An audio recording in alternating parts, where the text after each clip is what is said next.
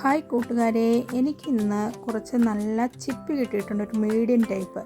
ഇത് ചിലയിടത്ത് ഇതിന് കല്ലുമക്ക എന്നും പറയാറുണ്ട്. ഇത് നന്നായിട്ടൊന്ന് കഴുകി വൃത്തിയാക്കി എങ്ങനെയാണ് ഒരു റോസ്റ്റ് ഉണ്ടാക്കുന്നതെന്ന് നമുക്ക് കണ്ടു നോക്കാം. കഴുകി വൃത്തിയാക്കിയ ചിപ്പി ഒരു പാത്രത്തിലെടുത്ത് വേവിക്കാനായിട്ട് വെക്കുക. വെള്ളം ഒന്നും തന്നെ ഒഴിക്കേണ്ട ആവശ്യമില്ല. ഇതിന്ന് തന്നെ വെള്ളം ഊർന്നിറങ്ങിക്കോളും. എന്നിട്ട് ഇത് വെന്തതിന് ശേഷം തണുത്തതിന് ശേഷം നമുക്ക് ഓരോന്നായിട്ട് ക്ലീൻ ചെയ്തെടുക്കണം. ഇതുപോലെ ഓരോന്നെടുത്ത് പൊളിച്ച് ക്ലീനാക്കി എടുക്കണം. ഇതിൻ്റെ അകത്തുള്ള വേസ്റ്റൊക്കെ കളഞ്ഞ് നന്നായിട്ട് ക്ലീനാക്കി എടുക്കണം. എനിക്ക് ഇത്രയും മീറ്റാണ് ഇതിൽ നിന്ന് കിട്ടിയിട്ടുള്ളത്. ഇതെങ്ങനെയാണ് റോസ്റ്റ് ആക്കുന്നതെന്ന് കാണാം.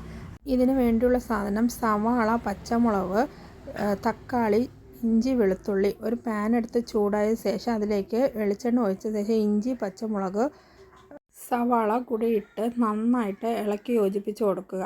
ബ്രൗൺ കളർ ആകുമ്പോഴത്തേക്കും ഇതിലേക്ക് നമുക്ക് പൊടികൾ ചേർത്ത് കൊടുക്കുക.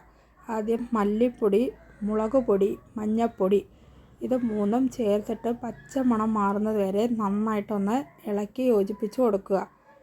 നന്നായിട്ടൊന്ന് ഇളക്കി യോജിപ്പിച്ച് ഒന്ന് മാഷായ ശേഷം നമുക്ക് ഇതിലേക്ക് കുറച്ച് ചെറുതായിട്ട് അരിഞ്ഞ് വെച്ചിരിക്കുന്ന തക്കാളി കൂടെ ചേർത്ത് കൊടുക്കാം. തക്കാളിയുടെ കൂടെ കുറച്ച് കറിവേപ്പിലയും കൂടെ ഇട്ട് കൊടുക്കാം. എന്നിട്ട് ഒന്നും കൂടെ എല്ലാം കൂടെ ഒന്ന് ഇളക്കി യോജിപ്പിച്ച് കൊടുക്കുക.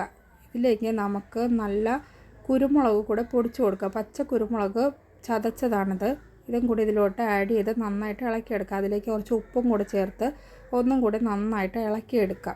ഇളക്കി മിക്സ് ചെയ്ത് എണ്ണയൊക്കെ ഒന്ന് തെളിഞ്ഞ് വരുന്നുണ്ട്. അപ്പോൾ ഇതിലേക്ക് നമ്മൾ കുറച്ച് ഗരം മസാല കൂടി ഇട്ട് കൊടുക്കുക.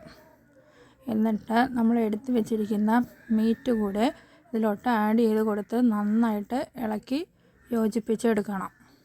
ഞാൻ മീറ്റ് ഇട്ട് കൊടുത്തു. ഇനി നന്നായിട്ട് ഇളക്കിയെടുക്കണം.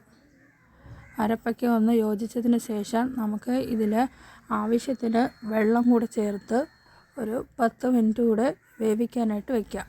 അപ്പോൾ വെള്ളമൊക്കെ വറ്റി നമ്മുടെ കല്ലുമക്ക റോസ്റ്റ് റെഡി ആയിട്ടുണ്ട്. അപ്പോൾ എല്ലാവരും ഇതൊന്ന് ട്രൈ ചെയ്ത് നോക്കുക.